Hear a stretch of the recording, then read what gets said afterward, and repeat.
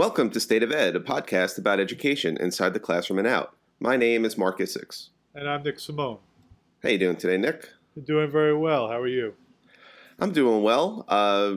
Just kind of basking in our previous podcast with those 5 incredible women and getting a lot of great feedback on Twitter. So happy about that.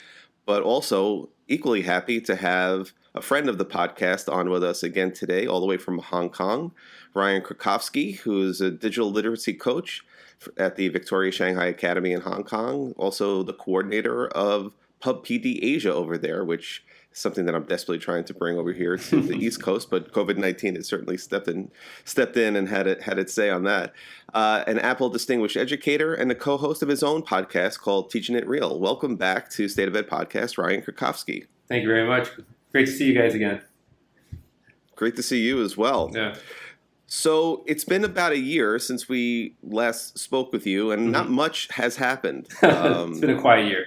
Yeah, very quiet, dull year. You experienced COVID and the pandemic before we did, and not only are you ahead of us in the time zone, but you're also ahead of us in world events related to COVID-19 and education. You're already in our future. Can you give us a little bit of an idea of how the reentry has gone, what the game plan was, and what the reality is on the ground? So we were out for about 13 or 14 weeks completely, and we're now back for a couple weeks. We gradually went back, starting with our high school, scaffolding down all the way to our lower years, down to year 1. They just came back for their first full week this week. And students are in for half days, so they're there in the morning, and then the online learning continues in the afternoon. And teachers then have a time in the afternoon where they have a Zoom session with any of the students that couldn't make it back during the day. And at the school, the school looks very different.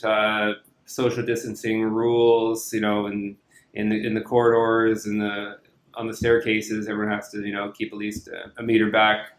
There's no free recess, more planned kind of exercise and activities where students are spaced apart with their teachers.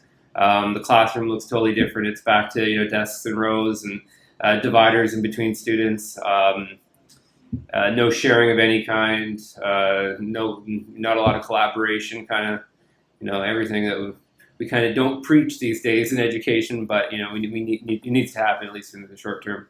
We're not using any technology during those mornings because the kids are on devices in the afternoon, so it's just time for them just to work with their teachers and work independently. But all in all, I'd say it's been pretty smooth. Hasn't been any hiccups so far.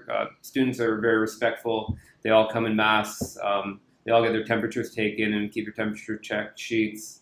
They keep washing their hands throughout the day and using hand sanitizer. And, they're just used to this. It's been ingrained here in society for so long. I think since SARS hit, people know that, if something like this comes back, these are the measures that need to be taken. So, Ryan, who made the decision to, when it was time to shut down the schools in Hong Kong, and did it apply to the entire city, every school there? Yeah, it was the Education Bureau. It applied to every school. They're shut down, yeah.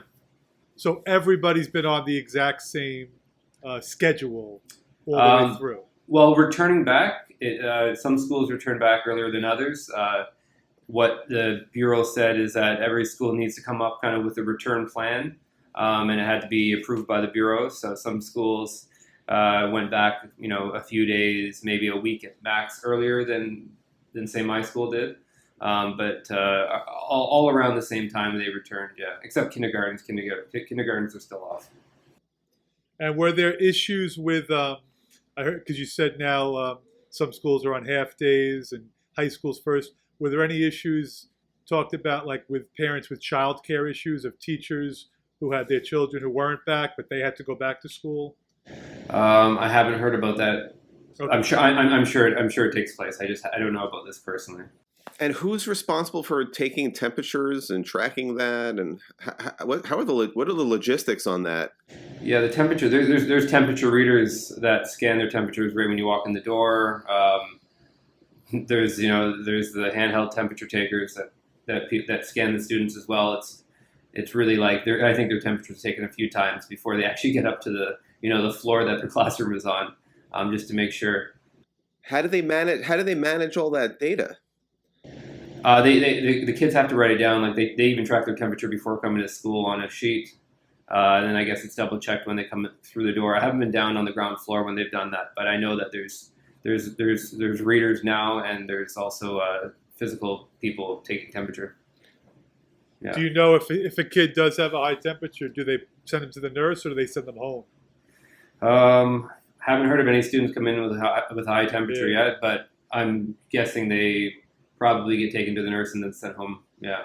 But most likely, if they have a temperature, they just don't come into school. They don't come to because school. their temperature's taken at home before coming. Yeah. I guess you're right. It's just more part of the culture there, right? It's more part of the culture. As you said, yeah. This wasn't a major shock like it was to our country. It was a shock, well, especially to me, because I didn't live here through SARS.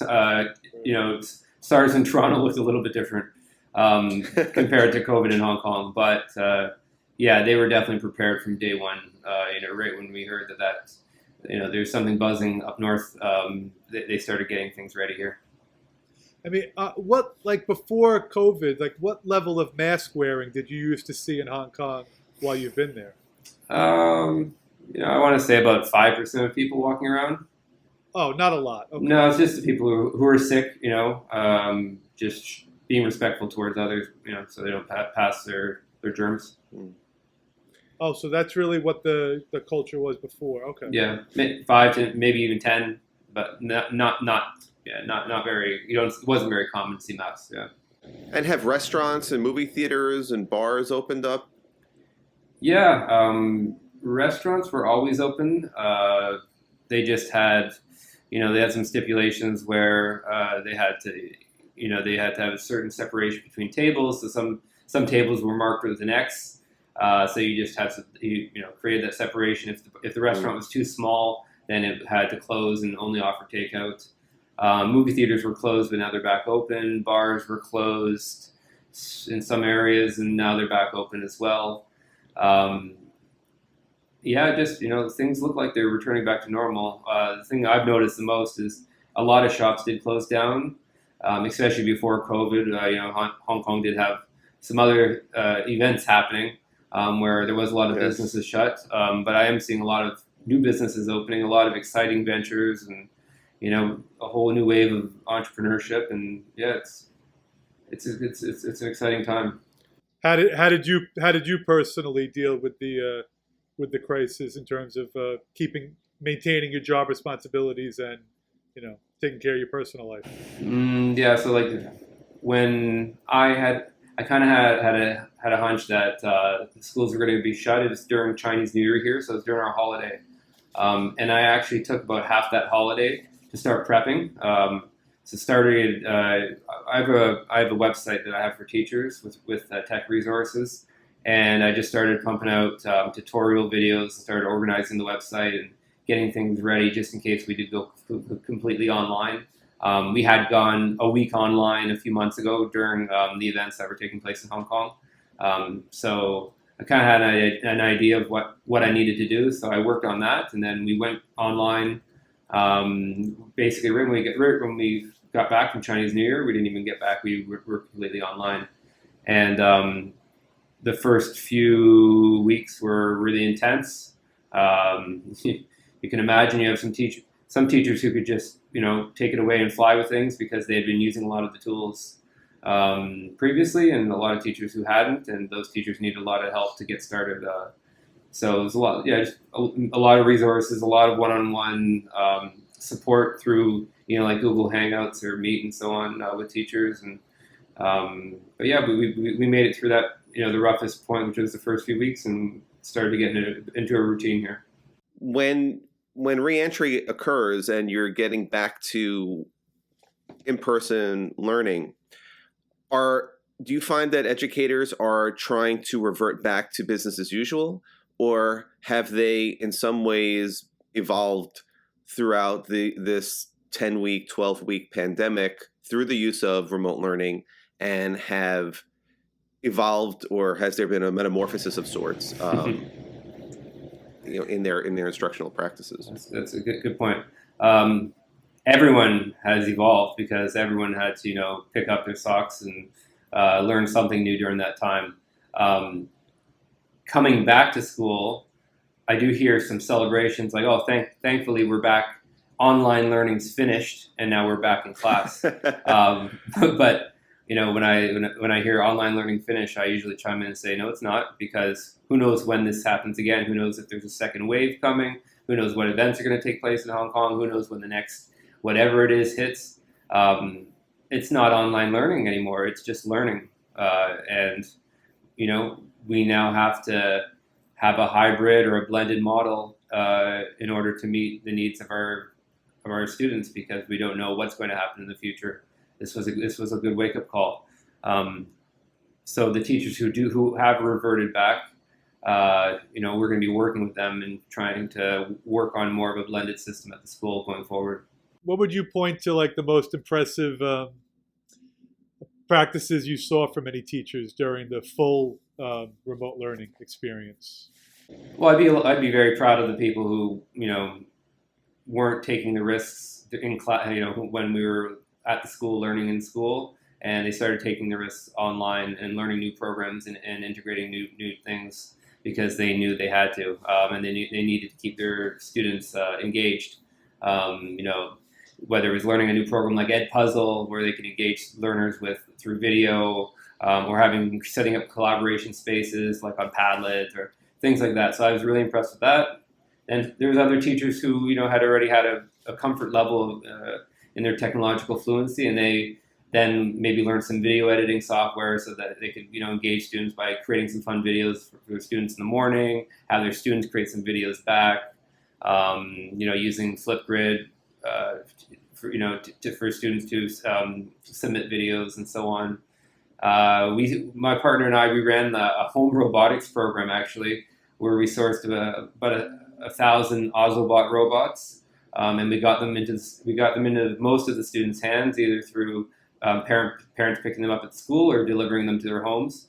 And we ran some training sessions, but we prepared some training sessions for students through video, an unboxing video, intro to Ozobot training session, and then we prepared some challenges where students had to then use their Ozobot to code a story, where they had to tell a story, and the Ozobot was a character, and they had to express actions and emotions.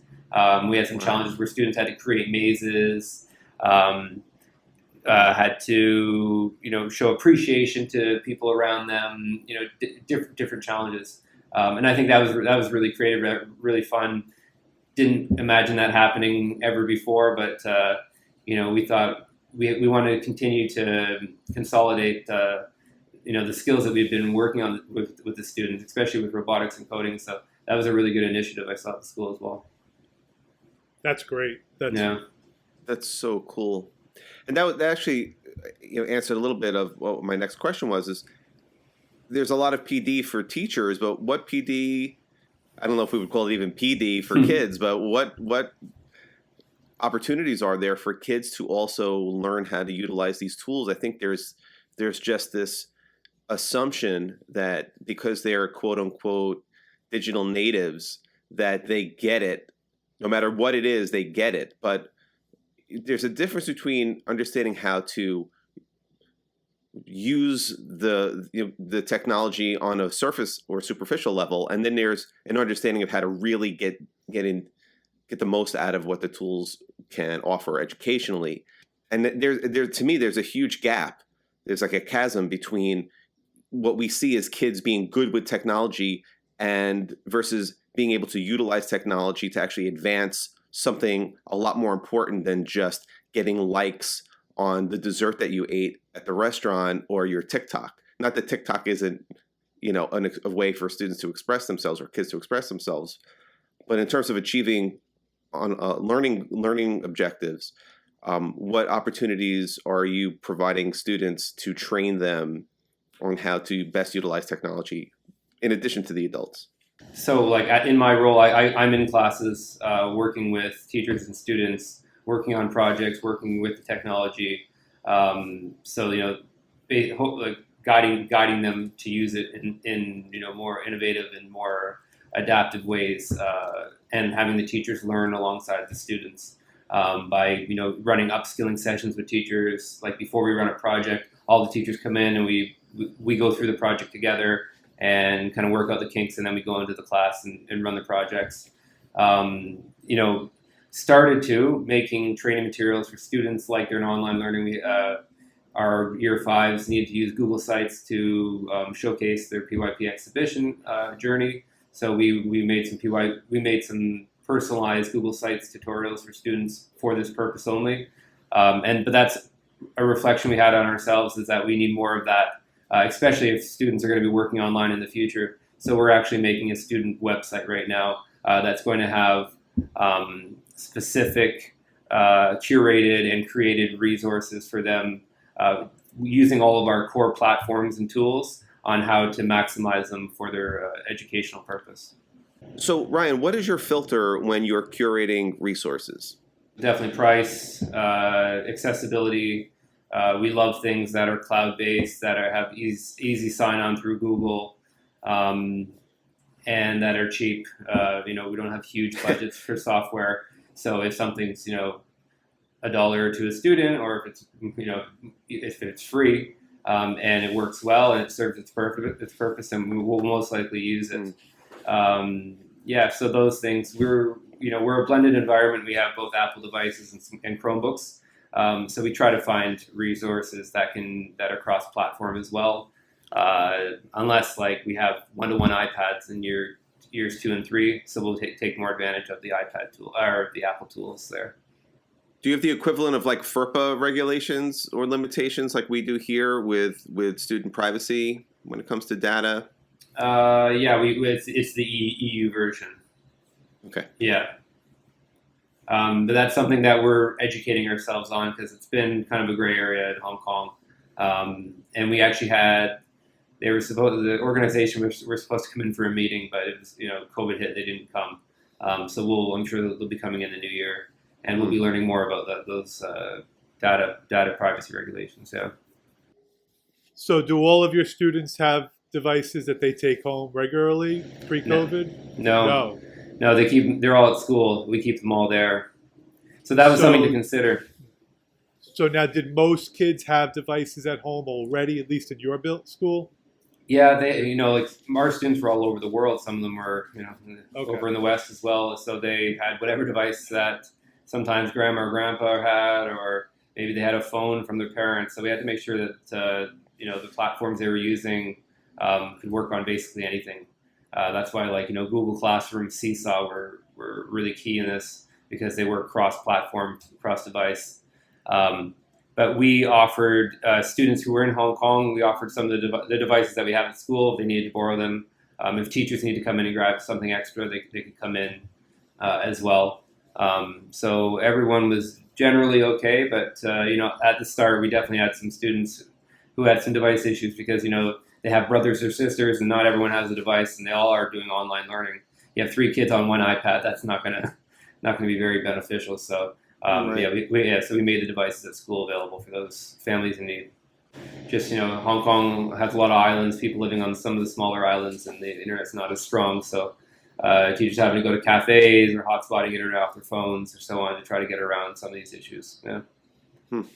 And what about any students that completely checked out? Did you have any problems with that? Just that you didn't hear from for weeks on end? Yeah, definitely some students completely checked out, and but some students, I guess, enrolled in school wherever they were for the few months. Some of them, I guess, are still going to school until they return. But there was definitely students that they couldn't get a hold of for a few weeks and so on. Yeah, it happened. Had to be flexible in this situation. Right. Yeah, I think we've all learned lessons in flexibility. I'm hoping that's one of the things that stays.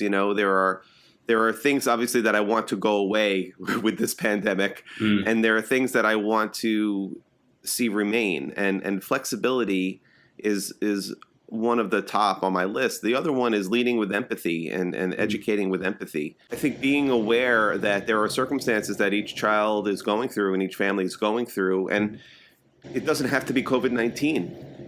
We all live our lives. Our lives are all filled with a variety of things. Many are wonderful and some are not. And we have to be understanding of those things and empathetic and lead with empathy. Definitely, I agree. Yeah. And, the way things set up right now where students are kind of assessed, across the scale, that doesn't really work if you're leading with empathy, if you're, educating with empathy, because how can you assess students the same way when they're living very different lives? Pre-COVID, was your district very heavy on like test assessments and things like that?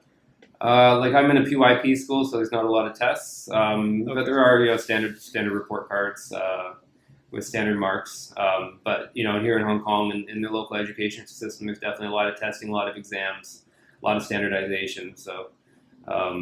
You can imagine a lot of that was disrupted as well. Imagine the students who, couldn't connect, to their online learning, and then have to come back to Hong Kong to write their end of year exams. There's definitely lots of this, difficult situations for those students. Oh, they didn't cancel any of those exams? No, I think they continued them. They pushed them back, but they definitely ran some. Yeah.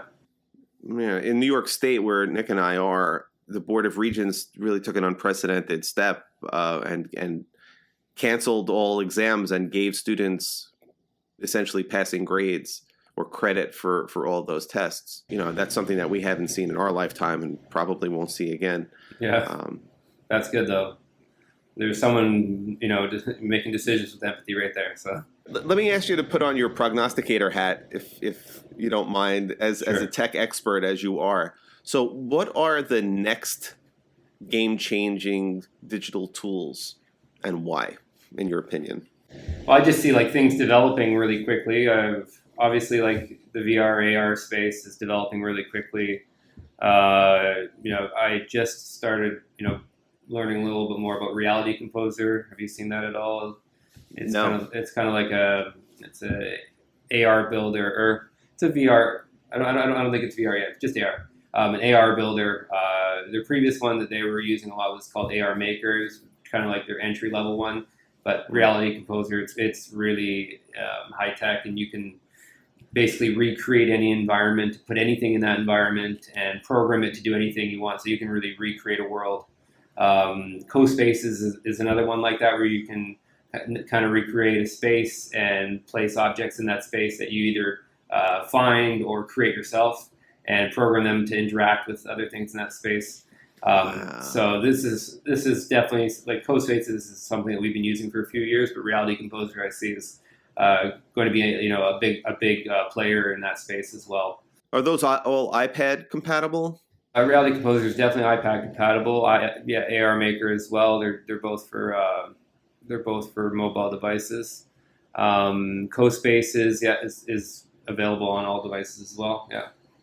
Seesaw has been arguably our most important resource because teachers could put out their assignments or their tasks or activities through Seesaw, and then the students could submit their work in many different ways: video, audio, text, whichever.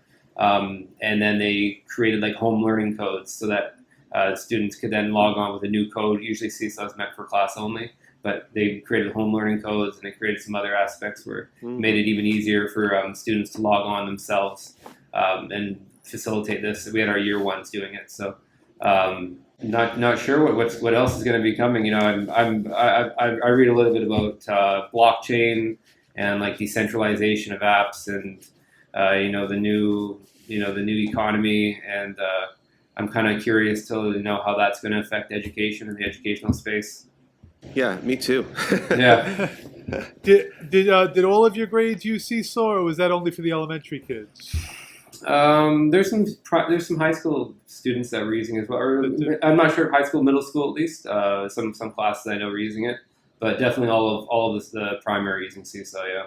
Do you have a mechanism through which people who are doing great work with these applications can showcase that work and showcase their innovation and creativity? What I did just during the learning period was, I have access to all of the classrooms and all the Seesaw accounts. So I did monitoring things, and then what I just did, I kept just taking samples of like teachers' lessons and so on, and I made these like a celebration video celebrating some of the innovative ways that these teachers were using some of the different tools and platforms. Other than that, that's what I did during that time. Obviously, yeah, I would like to do that more. Now we're updating as I said, we're updating websites for teacher resources for these types of things, teacher support. So that's a great place to put teacher celebration on there as well. Yeah, because I feel like one of the concerns that we have is that we have people who are innovating and doing great things in pockets, in corners, in the darkness. How do we shine a light on that and inspire other educators to take those risks and to step into things that perhaps are not their comfort zone? Yeah, we have like a newsletter, like an innovation newsletter. It features some of the teachers' work each month. So we showcase it that way. Some of our teachers are on Twitter, so they're sharing what they're doing. But there's obviously ones that are not using social media. They're kind of just, keeping to themselves, but still doing really great things. So it's sometimes tough to find, examples of what they're doing unless you're, share it in on some of their online platforms where you can see. Well, it really sounds like, I'm not surprised, but you're doing remarkable work there. No, thank you. I'm just trying my best. No, really, it's so inspiring when we talk to you, because it just gives us like 10 different ideas of what we should be doing over here. Yeah, that's good. Well, it's good to learn from others. I'm always, learning from people up online and in our community here. We got a really strong community of tech coordinators. So, even though we weren't able to meet up, we still had our our our channels open and trying to help each other out, because everyone was kind of struggling. Especially, do we go to Google? Do we go to Zoom? Do we go to Meet? There's an update in Google. What do we do? And we all had to help each other and get through this together. So yeah, it's definitely the support of the whole community. Well, I'm going to take this opportunity to remind you of a promise that you once made me, that you would treat me to dim sum if I ever make it out to Hong Kong. So I'm not that I have bought a ticket yet, because it's going to be a while before I get on an airplane. But I just wanted to refresh your memory, because one day I will come out and I will be hungry, and I'm just letting you know ahead of time. So in the meantime, I need to learn how to make some dim sum in Reality Composer and then share that world with you. So yes, that's what I'm saying, Ryan. Yeah, that's what I'm saying. Well, Ryan, so you definitely come out right when that opens up. I'm sure your flights, they might not be cheap, but definitely worth it to come out to Hong Kong. That's all right. I'm pretty sure Nick said he would treat, so I think I'll be fine there. But Ryan, it's always a pleasure chatting with you and having you on the podcast. And you're truly a friend of the podcast, and we're happy to have you on and sharing all the wonderful work that you're doing and all the innovation that you're bringing to the educators and the kids that you're working with in Hong Kong. So they're very lucky to have you. Thank you very much. I really appreciate it. Always a pleasure to come on here. Thank you very much. I echo everything Marc said. It's really it's just really wonderful to talk to you, and you give me ideas. So now I got to get back to the drawing board. There you go. As usual, you could find our podcast on Apple Podcasts. You could also find us on the web, stateofedpodcast.com, where you'll find links to what we've discussed here with our guest, Ryan. And you could also follow us on Twitter at SOE Podcast, or you could follow me on Twitter at Marc Isix, or on the web, marcisix.com. You could also pick up a copy of my book, Forward Fast, Making Sense of Education in an Era of Rapid Change. And we'll also have in our show notes a link to Ryan's Twitter account and also his website with some of the resources that he puts out there to share with the world. And once again, Ryan, it was such a pleasure to have you on the show. Thank you very much, guys. Appreciate it. Have a good one.